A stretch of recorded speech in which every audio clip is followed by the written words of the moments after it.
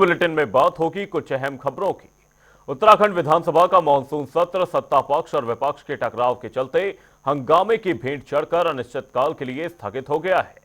सत्ता और विपक्ष एक दूसरे पर आरोप प्रत्यारोप लगा रहे हैं। इन्हीं मुद्दों पर हमारे संवाददाता अरुण सैनी ने कांग्रेस विधायक प्रीतम सिंह से खास बातचीत की। सुनिए उन्होंने क्या कुछ कहा।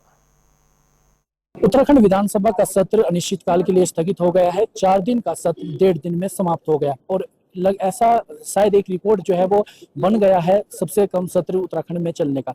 सर, 4 दिन का सत्र 1.5 दिन में खत्म, ऐसा ये एक रिकॉर्ड नया शायद बन गया है कि सबसे कम अवधि का सत्र जो है गैरसैंण में। आप मुझे ये बताइए, सत्र की अवधि कौन तय करता है? विपक्ष तय करता है या विधानसभा अध्यक्ष और सरकार तय करती है?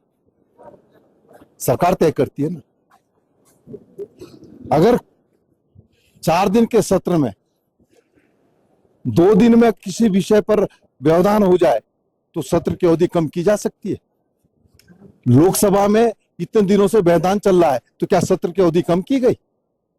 सत्ता में बैठे हुए लोगों के पास विपक्ष के जो सवाल थे उसका कोई जवाब नहीं था, इसलिए इससे बचना चाहती थी और भागना चाहती थी। और उसका उदाहरण आपके सामने है कि 4 दिन के सत्र को जो है 1.5 दिन में निपटाने का काम सत्ता में बैठे लोगों ने किया है। सत्ता पक्ष ये कह रहा है कि विपक्ष के हंगामे की वजह से सत्र जो है जल्दी स्थगित करना। एक बात बता, मैंने कहा ना कि अगर सत्र की अवधि 4 दिन थी और किसी दिन व्यवधान हो जाए तो क्या सत्र की अवधि घटाई जाती है? आप मुझे बताइए जरा। लोकसभा में इतने दिनों से व्यवधान हो रहा है तो क्या लोकसभा के सत्र को अवधि कम की गई? कभी सत्र की अवधि कम नहीं की जाती है। व्यवधान होता है। हम चाहते थे 21-22 को सत्र हो और सत्र होता तो हम निश्चित रूप से देवी आपदा पे चर्चा करते, हम भ्रष्टाचार पे चर्चा करते, खनन माफिया शराब माफिया इस प्रदेश को संचालित करने का काम कर रहे हैं उस पर हम बात करते, बेरोजगारी पे बात करते, महंगाई पे बात करते। प्रदेश के अंदर जो है जिस तरीके से आपके सामने महिलाओं पर अपराध हो रहे हैं, उन अपराधों में भारतीय जनता पार्टी के नेता संलिप्त हैं, हम उस पर बात करते हैं।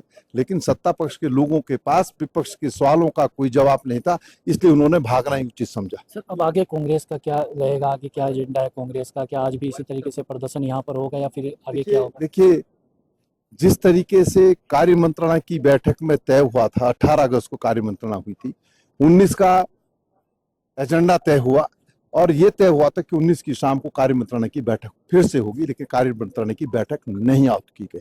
इसीलिए मैंने और नेता प्रतिपक्ष ने कार्य मंत्रणा से त्याग पत्र देने का काम किया है। हम सदन में भी लड़े थे, सदन के बाहर भी लड़े।